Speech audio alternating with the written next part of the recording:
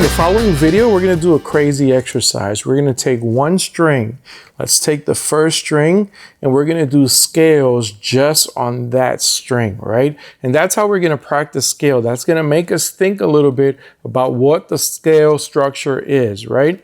To give you an example, I'm going to do a C major scale starting off with G, and I'm just going to use string number 1, right? So I'm going to start with G, A, B, C, which is the tonic, and I'm going to keep going. I have D, I have E, I have F, I have G, I have A, I have B, and I have C, right? So what I did was I took a C major scale that doesn't have any sharps or doesn't have any flats. It's just all notes are natural, and I started playing just as a review to help me with the notes, right?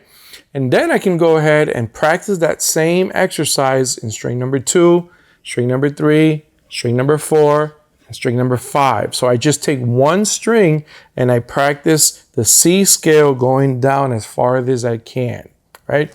And then you can go to another key, right? So let's say we take the G scale. The G scale has an F sharp, right? It has one sharp and all the other notes are natural. So we start off with G, which is actually the tonic, right? So we have G, the root note, then we have A, B, C, D, E, and then F is not going to be F natural, it's actually going to be F sharp.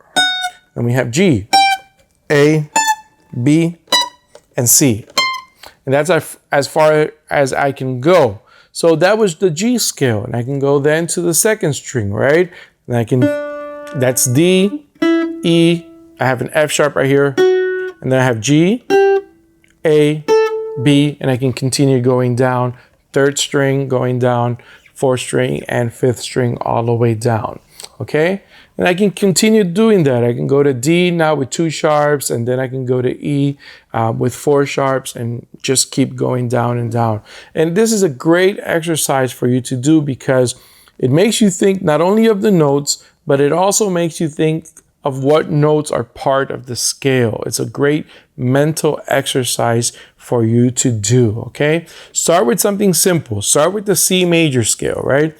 First string, all the way down, second string, all the way down, third, fourth, and fifth. And then start making it a little bit more complex by adding sharps. And don't forget about the flats also, okay? We usually tend to hide away from the flats. So go ahead and give that exercise a practice.